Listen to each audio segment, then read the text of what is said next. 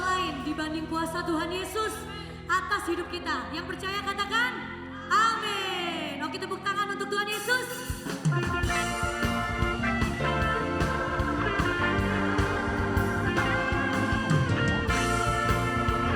Kita percaya Kakak diberi kuasa pagi hari ini. Diberi kuasa Raja mulia menaklukkan musuh di bawah kakiku. Ku pakai kuasa Raja mulia. Bila Allah ada bersamaku, siapa jadi lawanku? Semuanya. Sungguh besar Kau Tuhanku, Engkau perisai hidupku. Ku berdiri dengan iman dalam Yesus Tuhan. Kau yang memberi kemenangan, ku bersorak merayakan. Terpujilah Engkau Raja segala raja.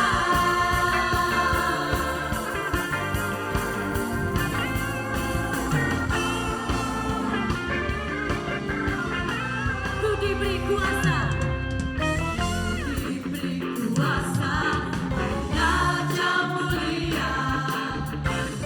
Aku di mana? Di bawah kakiku. Yes. Ku pakai kuasa Raja mulia. Bila Allah ada bersamaku, siapa jadi lawanku?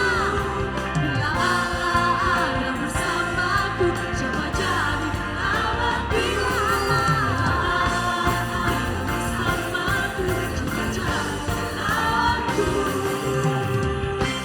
Sungguh besar Kau Tuhanku, Engkau perisai hidupku. Ku berdiri dengan iman dalam Yesus Tuhan. Kau yang memberi kemenangan, ku bersorak merayakan. Terpujilah Engkau Raja segala raja. Mari kita sorak-sorakan nama Tuhan Yesus. Haleluya.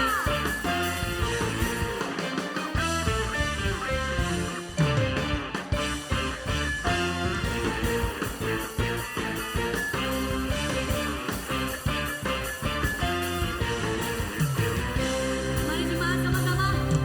Sungguh besar Kau Tuhanku, Engkau perisai hidupku. Berdiri dengan iman, berdiri dengan iman dalam Yesus Tuhan.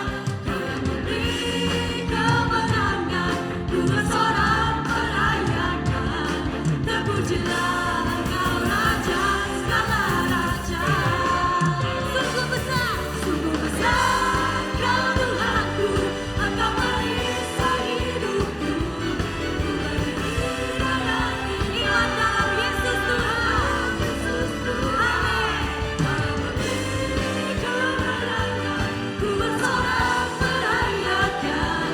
Terpujilah Engkau Raja segala raja.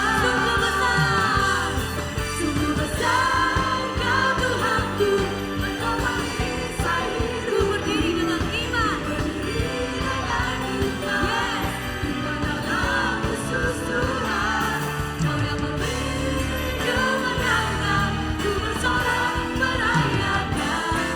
Terpujilah Engkau Raja segala raja. Terpujilah Engkau, terpujilah Engkau Raja segala raja. Terpujilah Engkau Raja segala raja.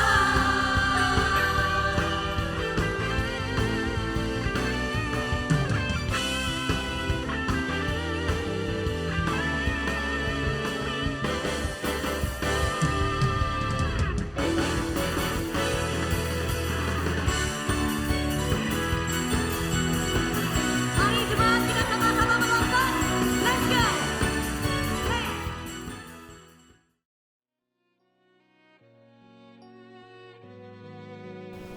Enjoy, tapi aku merasa ke arah beban.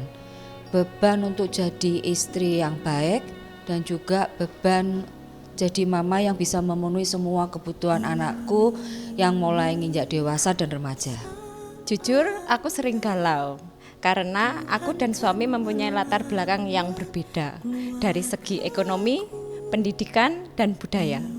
Lelah ya, karena harus mengurus anak, membantu suami bekerja, juga harus memanage pegawai. Dulunya enggak, tapi sekarang udah enjoy banget.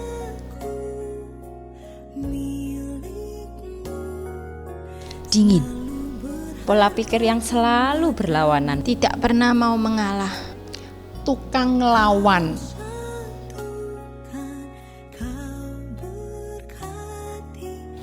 Cenderung panik. Sering khawatir. Penuh emosi. Gampang marah dan juga gampang mukul anak.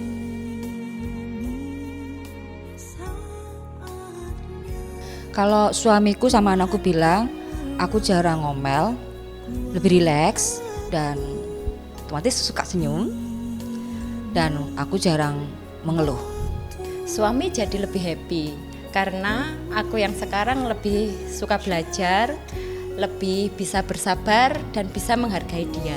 Kalau dengan suami, ketika suami marah, aku lebih diam, dan ketika anak tantrum, aku bisa mengendalikan emosi, tidak berteriak ataupun tidak memukul anak lagi. Kalau kata suami, sekarang aku lebih bisa manage emosi dan perasaanku. Terus kalau aku sama anak-anakku juga bisa ngajarnya lebih tenang. Dan juga karena apa? Karena pengenalan akan firman Tuhan lewat kelas ini. Yuk, ikut kelas ini. Kalau kamu males, paksa diri sendiri supaya kita bisa bertumbuh melalui kelas hati ibu. Meskipun sibuk, yuk belajar terus karena pasti akan merubah hidup kita. Sebetulnya aku bukan orang yang bisa duduk diam mendengarkan firman, tapi di kelas ini aku bisa mengikuti dengan sukacita. Aku mendapatkan banyak teguran dan pemahaman-pemahaman yang baru. Jangan pernah lewatkan kesempatan ini untuk ikut kelas hati ibu. Kalau kamu udah hopeless dan gak tahu jalan keluar, gimana cara ngadepin keluargamu, sama kayak aku dulu, yuk join kelas hati ibu.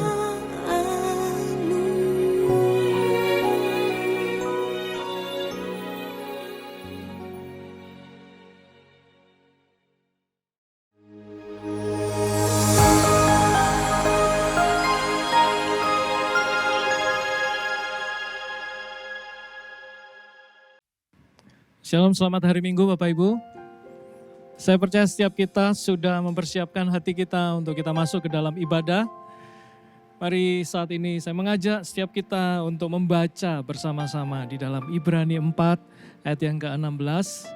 Kita membacanya dengan suara yang keras supaya telinga kita juga mendengar. 1, 2, 3. Sebab itu marilah kita dengan penuh keberanian menghampiri tahta kasih karunia, supaya kita menerima rahmat dan menemukan kasih karunia untuk mendapat pertolongan kita pada waktunya. Amin, amin. Mari kita mempersiapkan hati kita karena Alkitab katakan masuklah dengan penuh keberanian menghampiri tahta kasih karunia. Kita bersyukur bahwa tahta Kristus, tahta itu disebut tahta kasih karunia. Artinya pada saat kita masuk dengan penuh keberanian, dengan berani kenapa? Karena Tuhan tidak pernah menolak kita, amin. Pada saat kita masuk ke dalam hadiratnya, Dia Tuhan yang berjanji dan Dia tidak akan menolak setiap kita. Dia akan menerima setiap kita. Itulah sebabnya disebut tahta kasih karunia. Kenapa? Karena Kristus sudah mengampuni segala dosa dan pelanggaran kita. Mari pada siang hari ini Bapak Ibu, dengan iman kita masuk ke dalam hadirat Tuhan. Dan saya percaya di dalam hadirat Tuhan ada pemulihan. Setiap kita yang datang pada siang hari ini dan memerlukan rahmat dan kasih karunia Tuhan, percayalah engkau akan mendapatkannya. Masuklah dengan penuh keberanian menghampiri tahta kasih karunia. Mari kita berdoa saat ini. Tuhan, terima kasih. Kami tahu bahwa pada saat kami datang masuk ke dalam hadirat-Mu, Engkau tidak pernah menolak umat-Mu datang. Engkau Tuhan yang menerima kami. Dan pada saat ini kalau kami datang memerlukan rahmat dan kasih karunia, kami akan mendapatkan pertolongan tepat pada waktunya. Hari ini Tuhan, kalau ada banyak di antara kami yang memerlukan pertolongan dari Engkau, biarlah kami menemukannya pada saat ini. Kami mengalami perjumpaan secara pribadi dengan Engkau pada siang hari ini. Terima kasih Tuhan.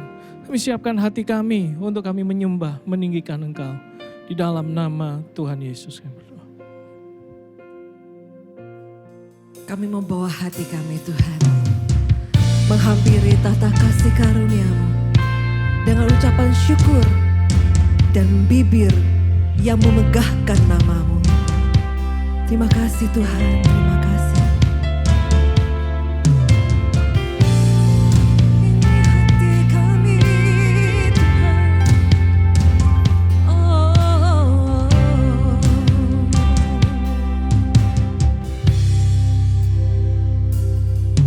Ku masuk ke tempat kudus-Mu ya Tuhan, membawa pujian syukurku,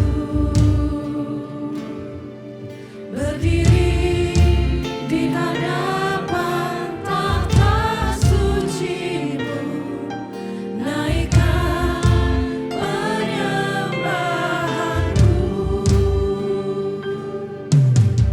Ku dengar suara malaikat berseru, kudus, kudus, kuduslah Tuhan.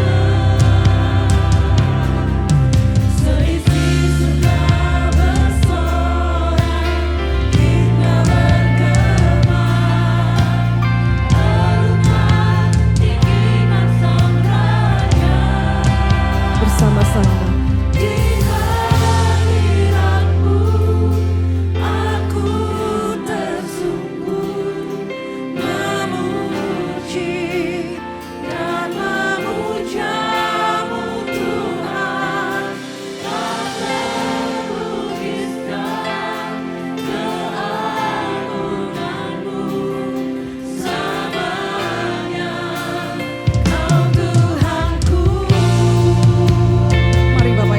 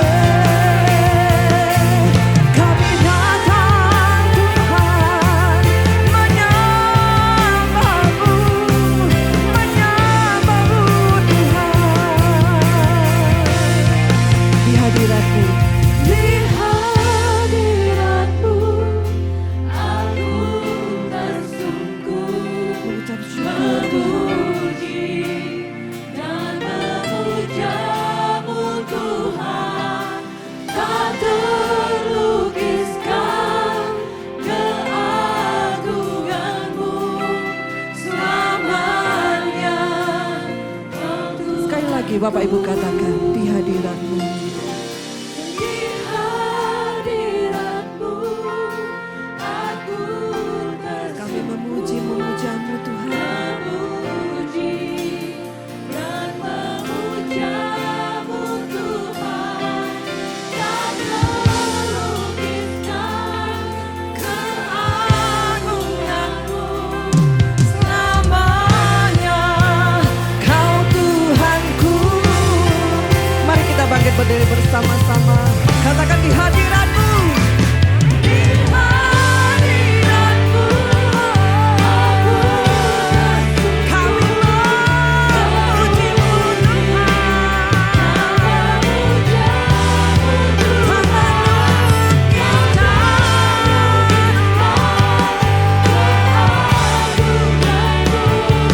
selamanya Kau Tuhanku. Di hadirat-Mu Tuhan. Kami terfokus memuji-Mu. Selamanya Kau ajaib keagungan-Mu. Selamanya Kau Tuhanku. Selamanya Kau Tuhanku. Selamanya Kau Tuhanku. Selamanya pujian pengagungan bagi Tuhan kita Yesus. Amin. Haleluya, haleluya. Beri kemuliaan untuk Tuhan kita.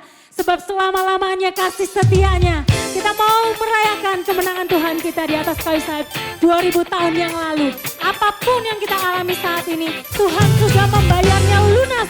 Dan kita mau merayakannya hari ini, saat ini. Sorak-sorai kemuliaan untuk Tuhan kita. Oh, oh, oh, oh, oh, oh, oh, oh. Come on, come on, come on.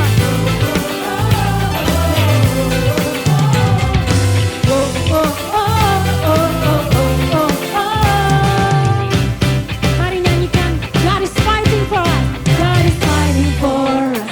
God is on our side. He has overcome, yes, He has overcome. He will not be shaken. We will not be moved. Jesus, you are here. Covering our shame, He has overcome. He has overcome. We will not be shaken. We will not be moved. Jesus, you are here. I will live. I will not die. The resurrection power of life alive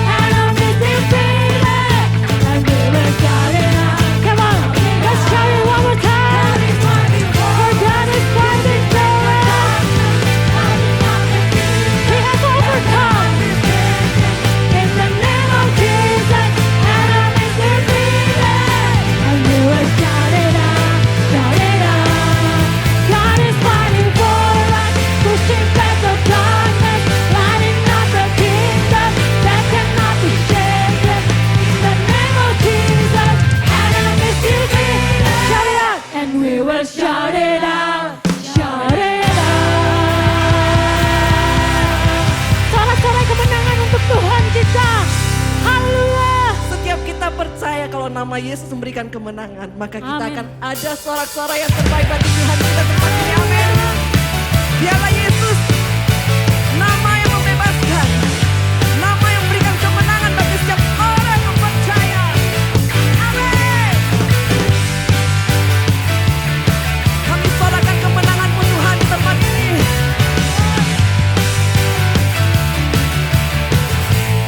Sama-sama. Namanya Tuhanku, menara yang teguh, kota benteng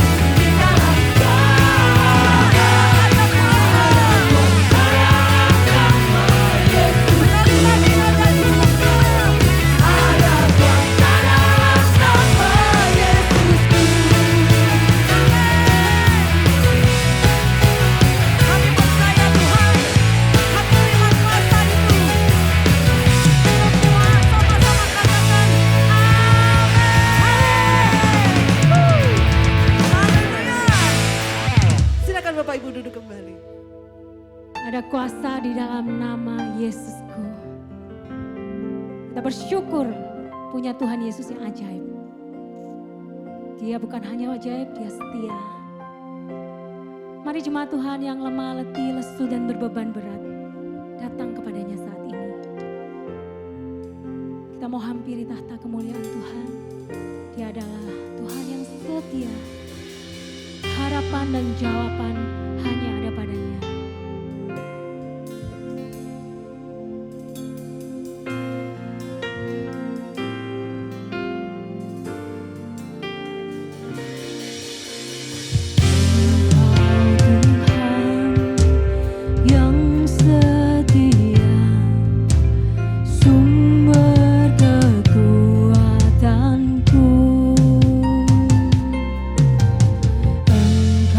Yesus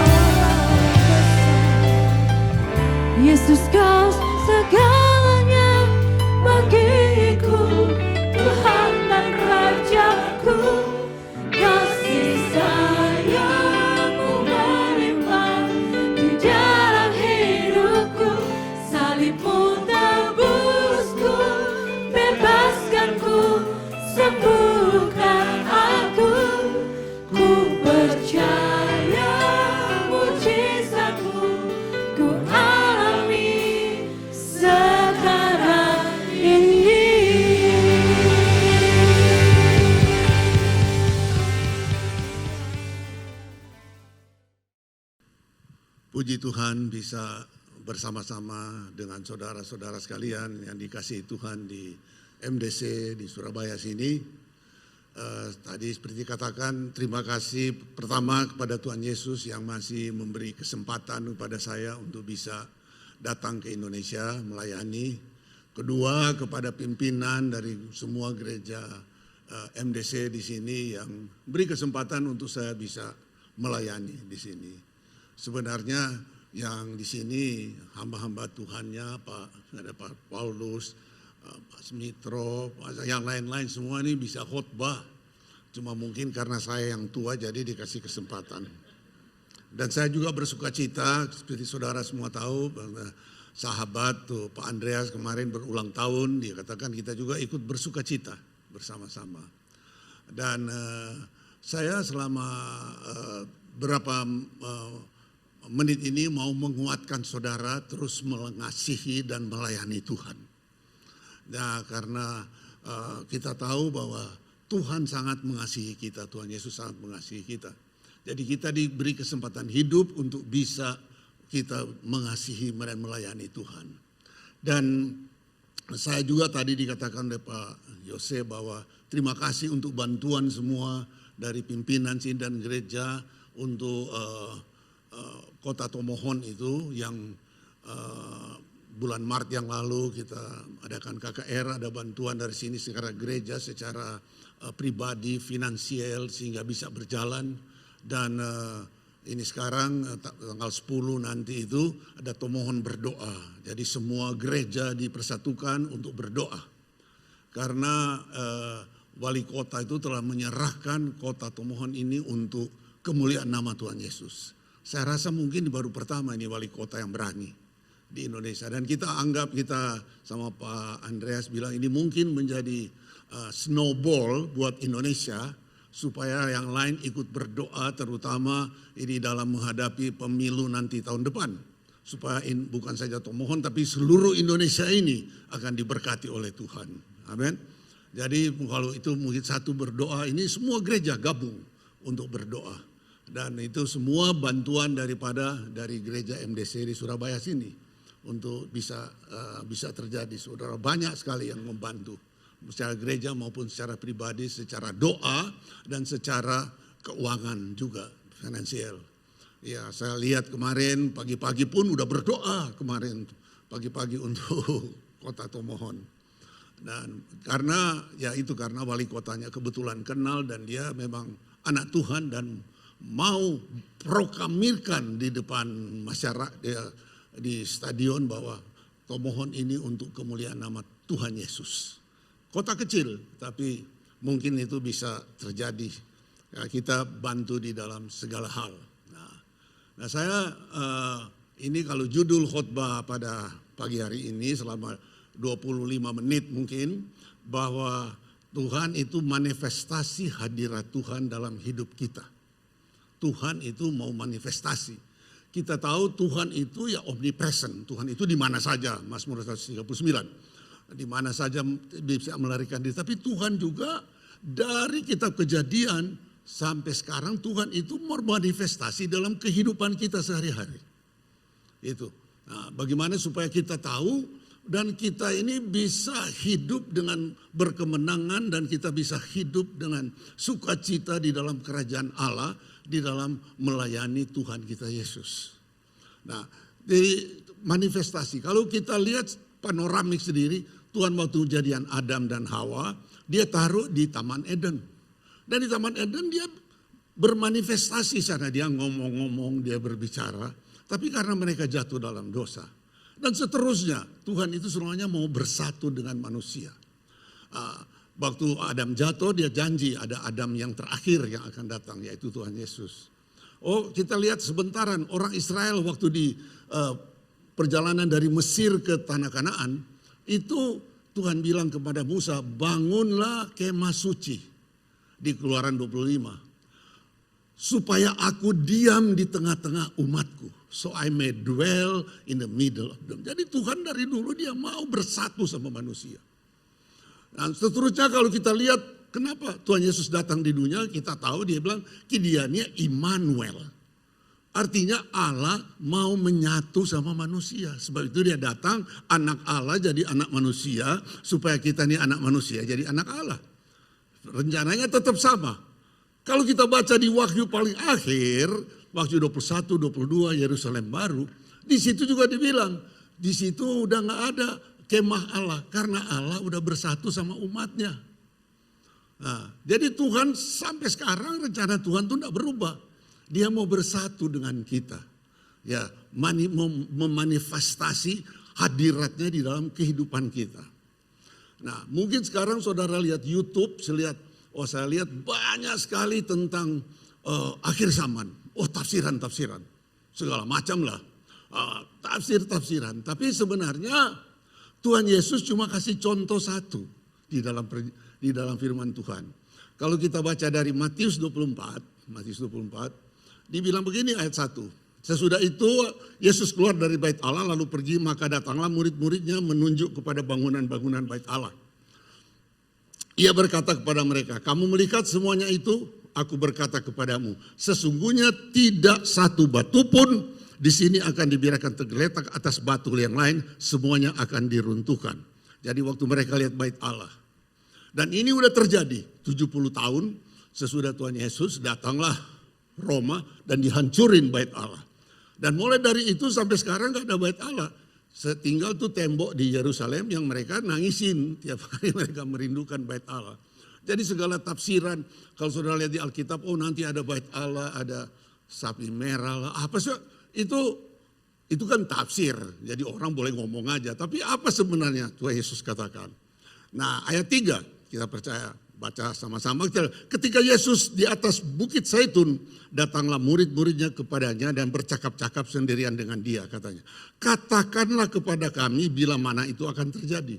Jadi pertanyaan pertama, bila mana itu akan terjadi bait Allah ini hancur. Dan 70 tahun sudah Masehi, bait Allah hancur, Romawi datang. Sudah terjadi.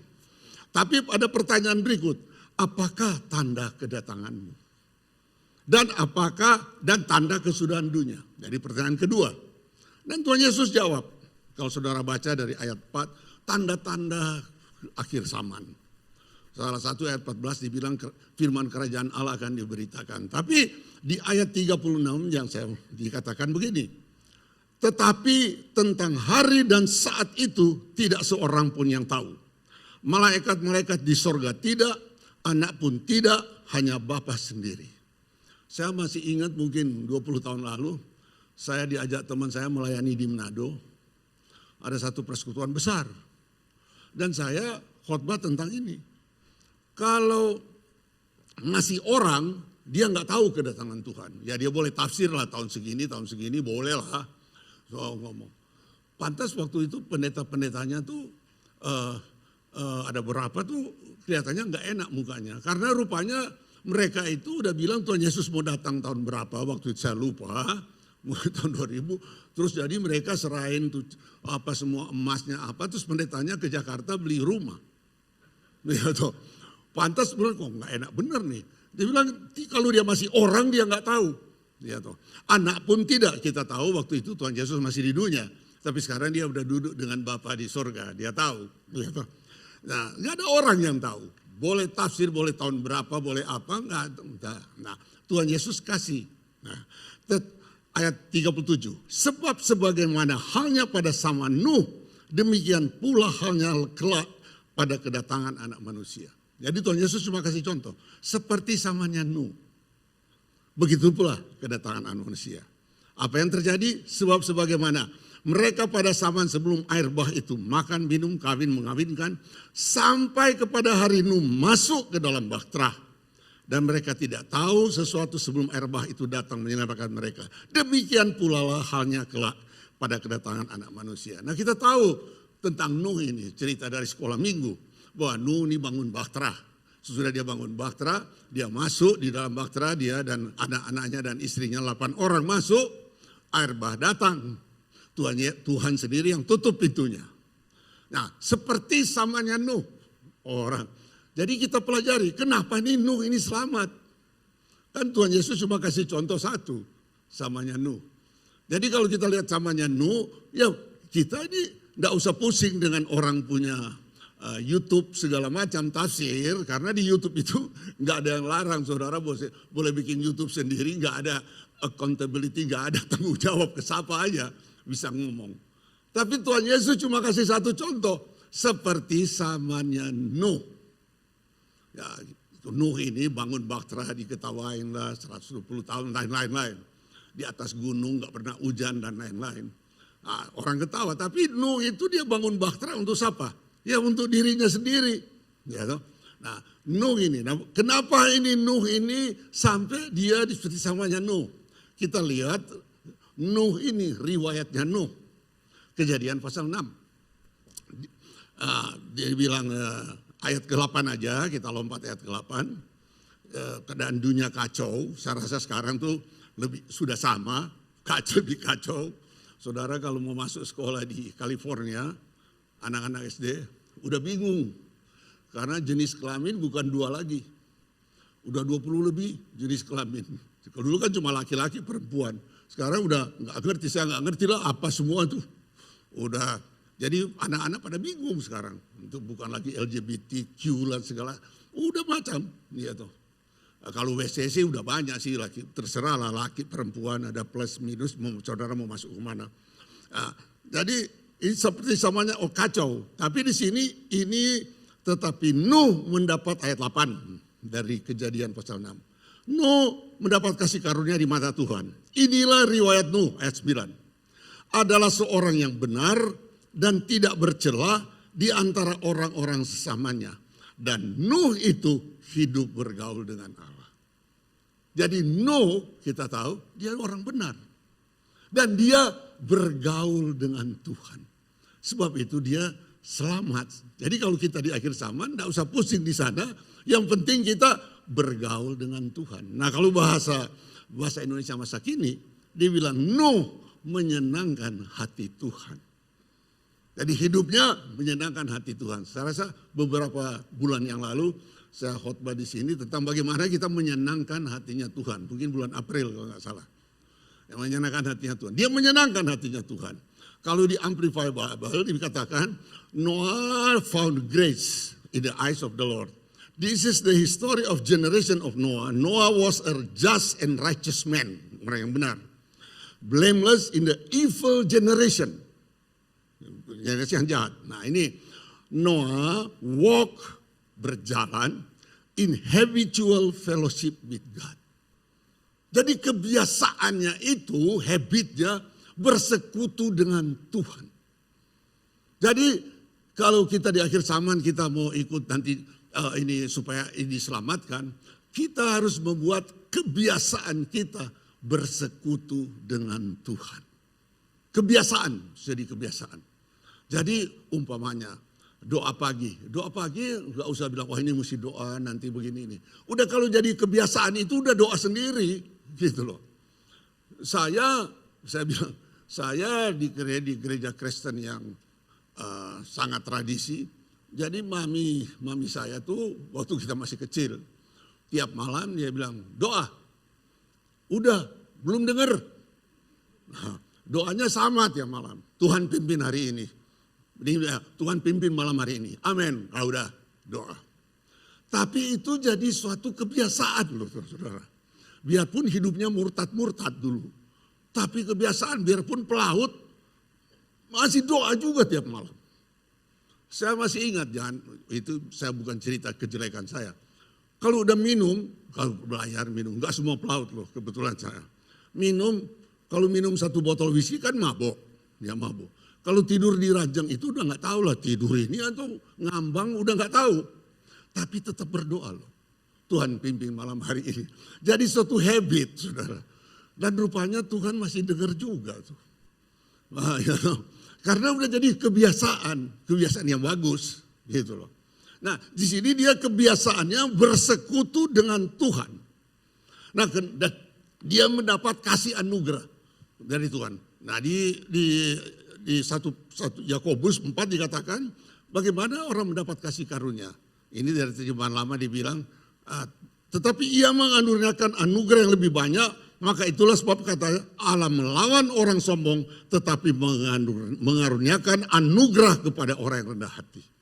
Berarti di Nuh ini rendah hati. Rendah hati. Mungkin saudara bilang, bagaimana cara rendah hati? Saya gampangannya tuh. Rendah hati artinya air itu cuma mengalir dari atas ke bawah. Kalau saudara merasa udah lebih tinggi dari Tuhan, ya nggak ada air yang mengalir, mesti dipompa.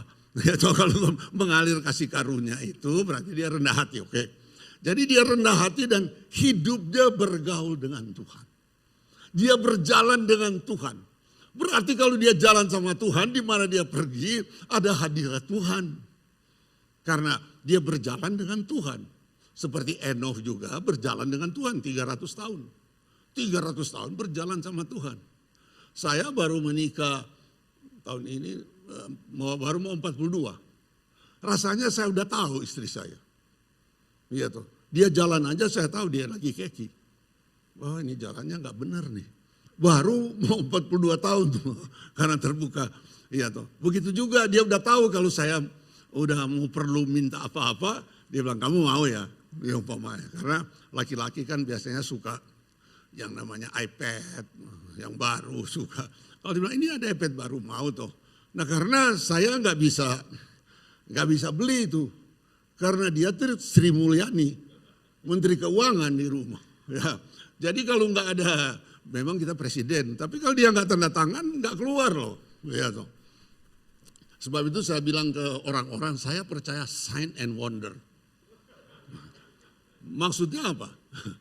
Kalau ada kredit card, saya sign dan dia yang wonder. Karena dia kan Menteri Keuangan, dia bingung. Ini apaan lagi ini? Nah kalau istri saya udah pernah bilang di sini, ini orang ini kalau nggak kasih alasan rohani, nggak bakal dibeli. Nggak bakal dibeli. Kalau nggak elektronik ini nggak alasan rohani, nggak bakal dibeli. Ini telepon ada iPhone baru nih. Wah katanya. Sama aja kan telepon buat gini. Oh lain, ini iPhone dulu keluar bisa rekam Alkitab, bisa baca Alkitab. Ya baca aja kan punya Alkitab. Begini loh, namanya Cindy. Kalau kita khotbah di desa, lampu mati, lu baca pakai apa? Nah kalau ada iPhone kan bisa baca. Oh boleh juga lah, belilah. Lama-lama iPad keluar nih. Waduh iPad nih alasan apa? iPad-nya kan sama iPhone. Begini loh, kita ini makin tua, perlu huruf yang gede. iPad ini kan bisa gede, baru oke saudara. Kalau enggak bakal oke. Ya, jadi karena bergaul baru 40, kalau Nuh ini berjalan dengan Tuhan. Tuh, ada berarti di mana dia pergi ada hadirat Tuhan. Itu namanya manifestasi hadirat Tuhan. Karena Tuhan bermanifestasi di dalam hidup saudara dan hidup saya. Dia kan Immanuel. Nah, jadi Nuh bergaul dengan Tuhan. Jadi gak usah repot tentang segala akhir zaman. Saudara yang penting bergaul, berjalan dengan Tuhan. Amin. Nah di Yohanes 15 ayat 4. Tinggallah di dalam aku dan aku di dalam kamu. Sama seperti ranting tidak dapat berbuah dari dirinya sendiri kalau ia tidak tinggal dalam pokok anggur. Demikianlah juga kamu tidak berbuah kalau kamu tidak tinggal di dalam aku. Akulah pokok anggur, ayat 5. Kamulah ranting-rantingnya. Barang siapa tinggal di dalam aku dan aku di dalam dia, ia berbuah banyak. Sebab di luar aku kamu tidak dapat berbuat apa-apa. Kan gampang, kita ini ranting, dia ini pokok anggur. Jadi tugas dari ranting paling gampang kalau saya khotbah di Manado umumnya kan orang Kristen kan. Saya bilang, kita ini lahir udah di bawah pohon. Kan begitu saja, udah tahu orang Kristen. Tapi kenapa hidupnya kering? Karena gak pernah nempel di pokok anggur. Di bawah pohon. Nah ranting ini gak pernah berusaha berbuah. Kalau dia nempel di pokok anggur, otomatis nutrisi ini datang. Dan terjadilah mulai bunga dan buah. Jadi tugas kita tuh nempel, bergaul erat sama Tuhan. Nah kalau kita bergaul erat sama dia, enggak usah tuh buah Roh Kudus. Bagaimana di 9 buah Roh Kudus menjadi nyata dalam hidup. Ya nempel aja, otomatis nanti itu buah itu akan datang sendiri. Karena itu datang Tuhan Yesus bilang, kamu gak bisa berbuat apa-apa. Nah ayat lain lagi, Yohanes 14. Ayat 23, jawab Yesus. Jika seorang mengasihi aku, ia akan menuruti firman-Ku. Dan Bapakku akan mengasihi dia. Dan kami akan datang padanya dan diam bersama-sama dengan dia. Jadi kalau kita mengasihi Tuhan, tandanya kita mengasihi Tuhan apa? Artinya kita taat akan firman Tuhan. Kalau kita taat akan firman Tuhan, kita lakukan firman Tuhan, maka apa janjinya Tuhan? Kami akan datang bersama-sama dan datang padanya dan diam bersama-sama dengan dia. Jadi kalau kita lakukan firman Tuhan, maka Bapa dan Tuhan Yesus sendiri akan bermanifestasi di dalam kehidupan kita. Jadi kalau kita mengasihi Tuhan, kalau kita nyanyi I love you Lord, bagus. Tapi kalau nggak melakukan firman Tuhan, nggak obey, itu sama aja bohong. Tapi kalau kita melakukan firman Tuhan, maka Tuhan itu akan bermanifestasi dalam hidup saudara. Amin. Tuhan, orang akan melihat akan hadirat Tuhan di dalam hidup saudara dan hidup saya. Ya, toh. Saya kan yang bungsu, nomor 6. Ya, toh. Nah saya sama kakak saya yang nomor 5 tuh beda 5 tahun. Jadi, dan itu lagi yang paling tua beda 17 tahun. Dan mereka dulu guru sekolah minggu saya. Begitu saya bertobat, terima Tuhan, ya mereka mulai ke sana yang dulu pelaut, yang dulu ngaco. Lama-lama satu persatu datang. Paul, baptis saya. Anaknya pendeta, minta baptis kepada adiknya. Apa ya, saya nggak pernah injilin, kamu harus terima Tuhan Yesus, harus dibaptis. Pasti mereka melihat sesuatu. Ya. Yang satu dengar, yang satu lagi bilang, baptis diam-diam. Gue juga mau dibaptis. Yang nomor 3. Dia bilang, kamu baptis ya, tapi kamu yang baptis, gak boleh orang lain. Oh beres, mau jam berapa malam. Mau jam berapa aja saya layani. Saya bertanya, apa yang mereka lihat? Saya rasa mereka lihat hadirat Tuhan. Kita membawa hadirat Tuhan. Nah teman-teman saya tuh kan banyak pelaut. Udah pensiun sekarang, udah opa-opa semuanya. Nah, ketemu ada satu orangnya hidupnya benar lah waktu dulu. Ketemu terus minum kopi. Terus dia bilang, kamu yang benar Paul. Yang benar apa? Saya bercanda, dari tadi gue munafik kok. Gue pura-pura aja. Nggak, marah dia. Kamu yang benar. Apa yang dilihat? Ya, makan, begitu makan, yang satu dia bilang gini, gue ngerokok tapi gue keluarlah, segen di depan lu. Nah dalam hati gue nih apa ya? Saya rasa ini yang namanya kalau kita membawa hadirat Tuhan, kesucian hidup, maka orang akan melihat akan kesucian hidup, bukannya kehebatannya kita. Karena ada hadirat Tuhan kita bawa kesucian. Saya juga bingung. Tapi di sini saya belajar, karena janji Tuhan kalau kita melakukan firman Tuhan, Bapa dan anak akan datang diam bersama-sama dengan saudara. Ini namanya yang manifestasi hadirat Tuhan kita bawa di mana-mana. Karena apa? Kita berjalan dengan Tuhan. Kita bergaul habitual, menjadi kebiasaan dengan Tuhan. Jadi inilah akhir zaman, kalau kita berbuat kita gak peduli kapan Tuhan Yesus datang. Karena gak ada orang yang tahu. Kan ujung kehidupan saya berulang, cuma 2 ujung kehidupan saudara dan saya. 1, kalau enggak Tuhan Yesus datang, kapan gak ada yang tahu. 2, kalau dia gak datang-datang, kita datang ke Tuhan. To be absent with the body, to be present with the Lord. Sebab itu kalau kita lihat kembali ke rumah Bapa. Ya karena dia kembali, rohnya kembali. Cuma 2, ya toh. Tuhan beri kesempatan sampai sekarang umur 77 masih bisa melayani, ya puji Tuhan.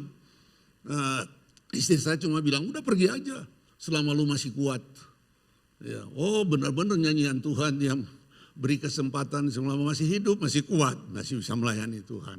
Jadi yang penting hubungan kita sama Tuhan. Kita lihat contoh, Keluaran 33, saya cerita aja mau percepat. Ini waktu Musa minta penyertaan daripada Tuhan. Tuhan bilang, Keluaran 33 ayat 2. Aku akan mengutus seorang malaikat berjalan di depanmu. Dan akan menghalau orang Kanaan, orang Amori, orang Het, orang Feris, orang Hewi, orang Yebus, yakni suatu negeri yang berlimpah-limpah susu dan madu. Tuhan bilang nanti saya utus satu malaikat jalan di depan orang Israel waktu dia. Nah tapi apa Tuhan, apa katanya Musa di ayat 15? Berkatalah Musa kepada Tuhan, jika engkau sendiri tidak membimbing kami, janganlah suruh kami berangkat dari sini. Tuhan mau kasih satu malaikat, ini pimpin. Saudara tahu malaikat ini gak main-main. Di Yesaya dikatakan satu malaikat bisa bunuh 185.000 orang. Satu malam.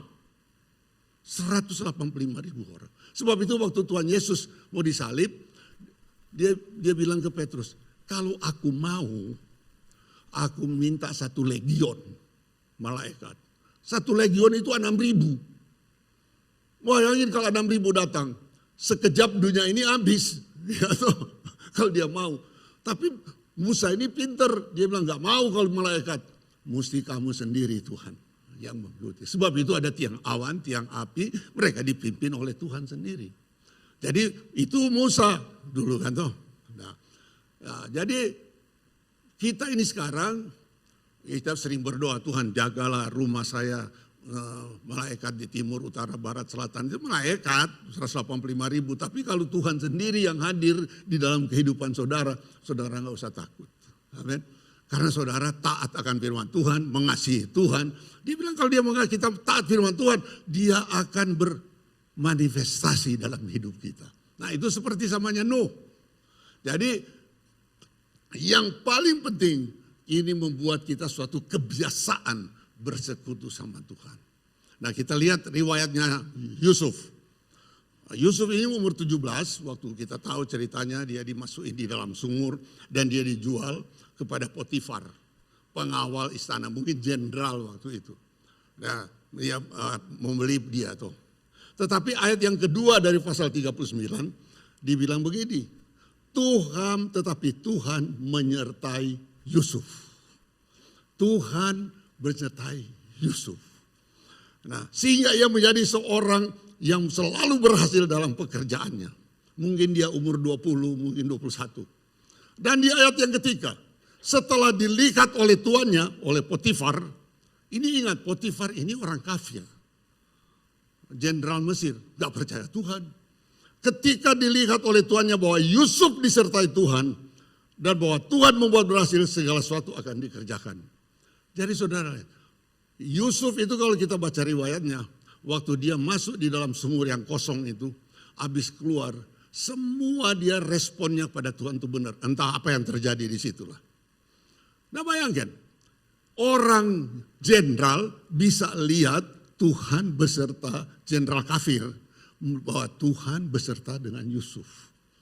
Jadi kalau kita berjalan menurut firman Tuhan, orang yang belum percaya bisa lihat, oh ini orang disertai oleh Tuhan.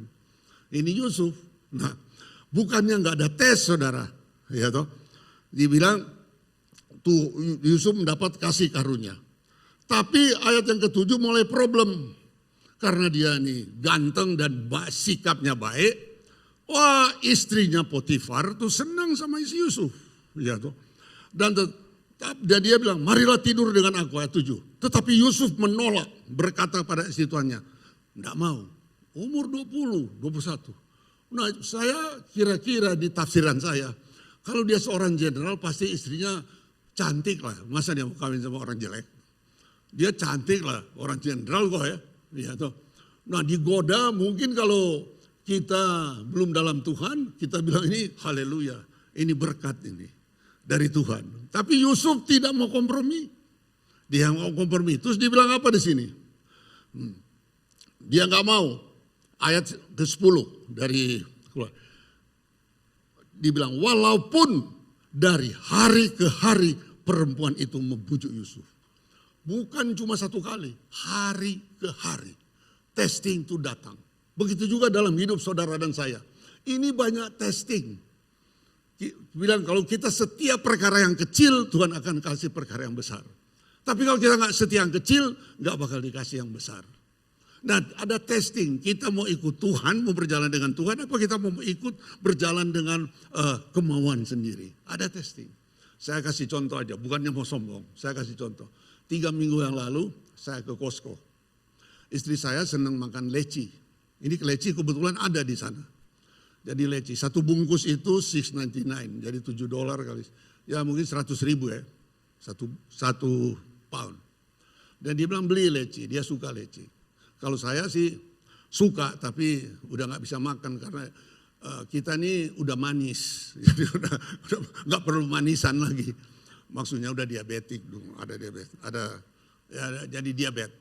Jadi dia seneng. Nah saya ke Costco, saya beli 3. Ini cuma si contoh, testing 3. Nah saya pergi ke self service, jadi kita scan sendiri. Saya beli 3 dan ada beberapa lagi scan. Nah biasanya kalau kami habis scan itu ada orang di situ yang jaga. Terus dia hitung, kamu ada berapa, umpamanya ada 10 jenis, baru dia kasih cek.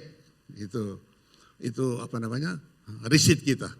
Jadi dia hitung, cek gitu.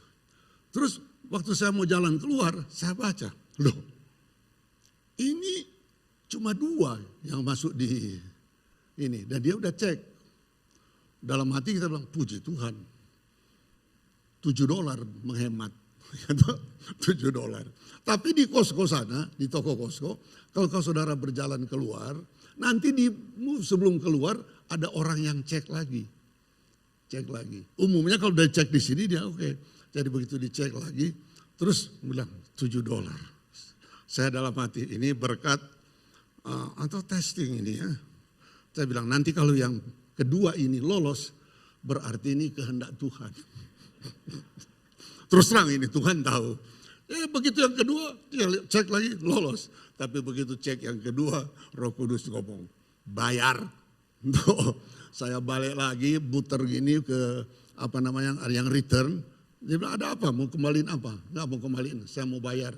Ini ada 3, cuma di charge 2. Orangnya melongo, lihat gue. Ya gue bayar. Tidak, hatinya lega saudara.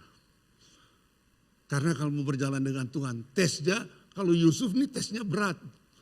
Ada tante-tante yang kejar dia. Ini kita tesnya kecil saudara. Tapi saya nggak mau nama saya dihapus di dalam kerajaan Allah. Gara-gara $7, $6.99 lagi. Nah itu tes. Nah bukan saya mau sombong, ini terjadi. Ya, terjadi memang 3 minggu lalu sebelum saya datang. Waduh, waktu lagi jalan kereta lumayan jauh tuh. Saya bilang ini kalau yang kedua lolos, ini kehendak Tuhan ini. Kedua lolos begitu dia cek oke, Roh Kudus ngomong bayar. Oh ya bayar, puter bayar. Sesudah bayar saya balik lagi orangnya. Loh tadi kan bukannya kamu baru lewat sini. Iya baru lewat sini, ya oke. Tapi hatinya lega. Mau berjalan dengan Tuhan. Nah testing itu biasanya enggak yang gede-gede dalam hidup kita. Biasanya yang kecil, tapi kalau kita setiap perkara kecil itu lega. Saya enggak mau kan nama saya dihapus gara-gara $6.99. Nah itu ya, mau berjalan dengan Tuhan. Nah ada testing. Nah testing di dalam ini sehari-hari. Di dalam sehari-hari kita juga ada testing. Kita mau kompromi atau kita mau ikut Tuhan. Nah itu Nuh kebiasaannya bersekutu dengan Tuhan. Kalau kita mau membawa hadirat Tuhan, kita harus taat apa yang di dalam hati ini. Amin. Jadi saya bilang, bahwa orang bilang bagaimana sih dipimpin roh? Saya bilang enggak usah repot-repot. Kalau jam 4 pagi, saudara dibangunin berdoa, itu Roh Kudus apa iblis? Udah pasti Roh Kudus, enggak mungkin iblis suruh berdoa. Tapi kita bilang kita ini masih ngantuk nih. Nah pasti karena Roh Kudus membawa kita dekat sama Tuhan. Udah pasti jangan ditengking dalam nama Yesus orang masih ngantuk. Ya, karena Roh Kudus selamanya membawa kita. Jadi selamanya Roh Kudus mau mendekatkan kita dengan Tuhan. Karena dia roh penolong, roh penghibur yang akan memimpin kita. Nah itu si Yusuf. Dan kita lihat riwayatnya. Habis itu dia nggak salah tuh. Dia mau diperkosa sama si istrinya Potifar. Masuk penjara. Nggak salah masuk penjara. Bayangkan tuh. Tidak salah masuk penjara. Tapi di dalam penjara. Pasal 39-31. Tetapi Tuhan menyertai Yusuf. Wah itu deklarasi yang hebat. Tuhan beserta dengan Yusuf. Karena apa? Yusuf berjalan dengan Tuhan. Yang paling penting itu kita ada proklamasi dari Tuhan sendiri. Ini di dalam firman Tuhan. bahwa kita ini disertai oleh Tuhan. Enggak.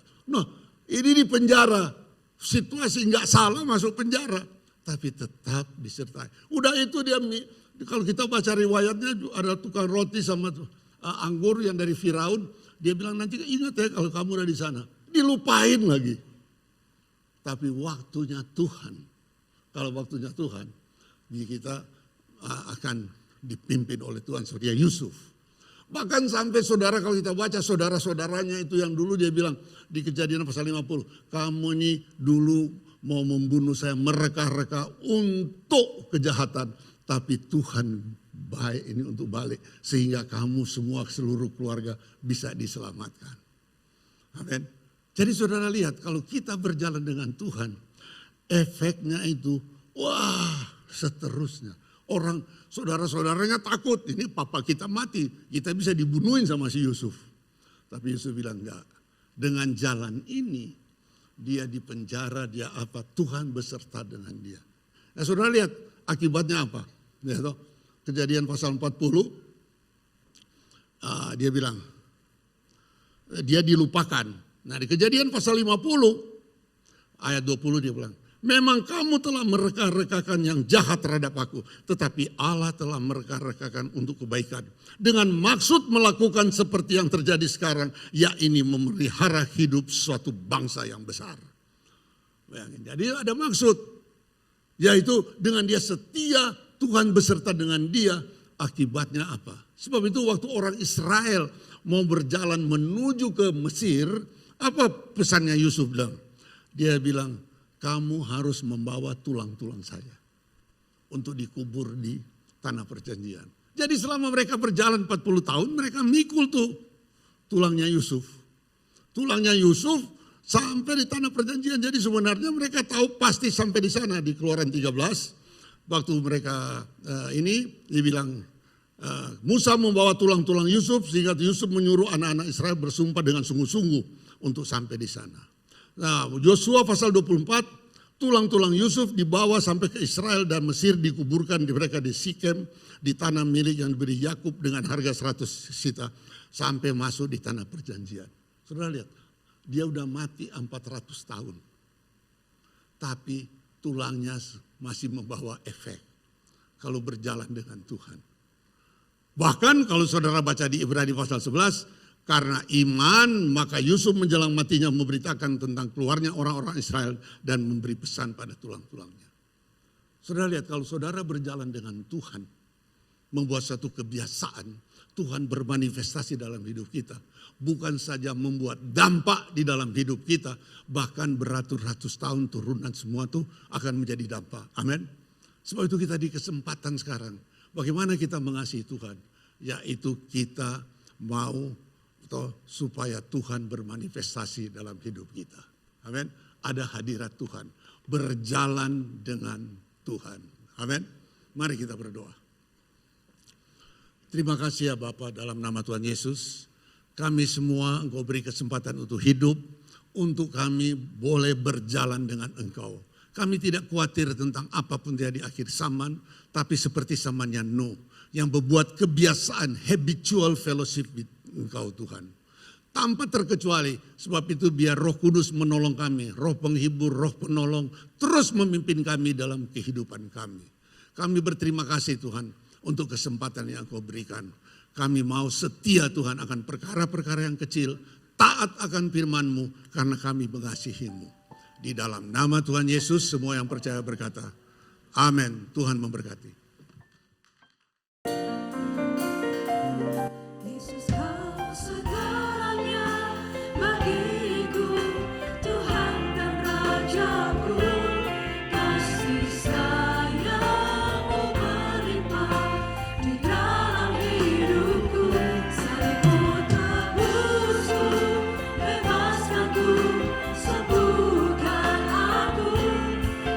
Percaya puji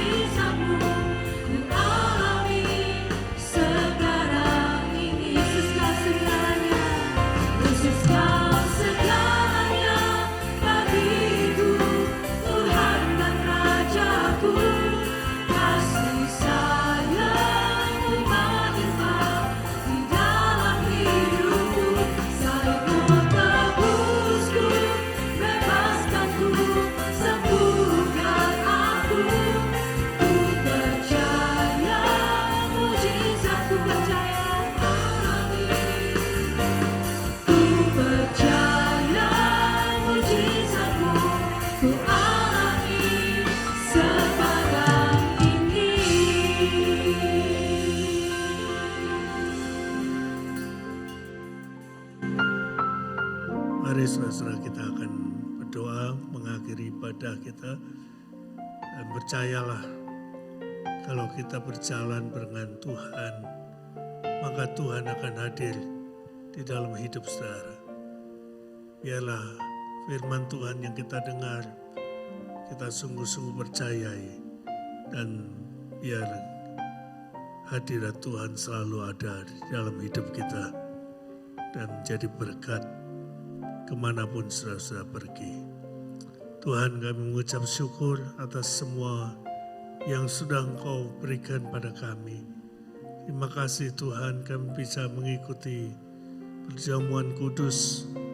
Kami telah disatukan dengan tubuh dan darah-Mu.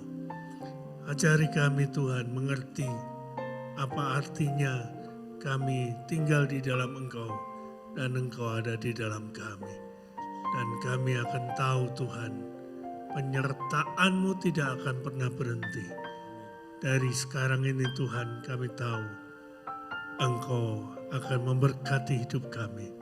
Engkau akan menyertai perjalanan hidup kami. Kemanapun kami pergi, Engkau akan beserta. Pimpinlah kami ya Tuhan.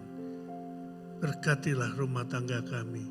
Berkatilah Tuhan setiap keluarga dalam jemaat-Mu di tempat ini. Dan berilah Tuhan damai sejahtera yang melampaui segala akal. Boleh menguasai hati dan pikiran kami. Terima kasih Bapa. Saudara-saudara, terimalah berkat daripada Bapa Tuhan Yesus Kristus. Berkat bagi keluarga-Mu, berkat bagi pekerjaan-Mu, berkat bagi kesehatan-Mu, berkat bagi pendidikan anak-anak-Mu. Dan biarlah Engkau pulang dengan damai sejahtera. Di dalam nama Tuhan Yesus, penyertaan Tuhan akan menyertai saudara. Kiranya Roh Kudus akan menyertai dan melindungi saudara. Di dalam nama Tuhan Yesus, mari yang percaya mengatakan amin. Tuhan Yesus memberkati. Selamat pagi.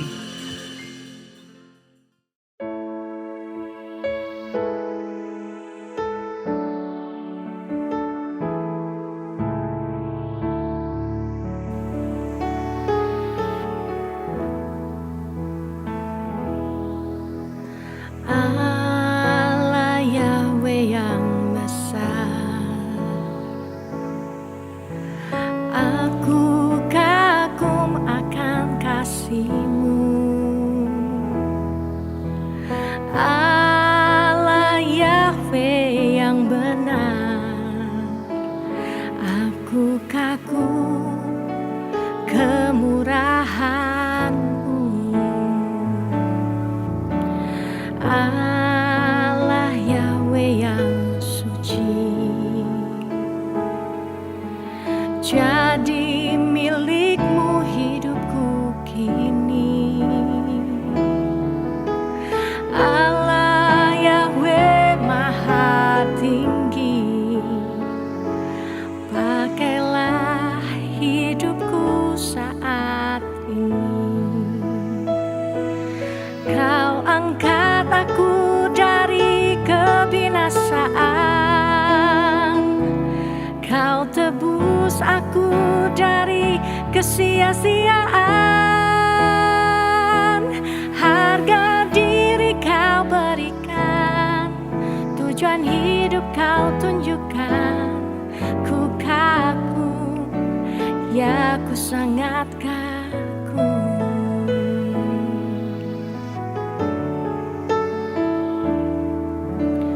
Allah Yahweh yang suci,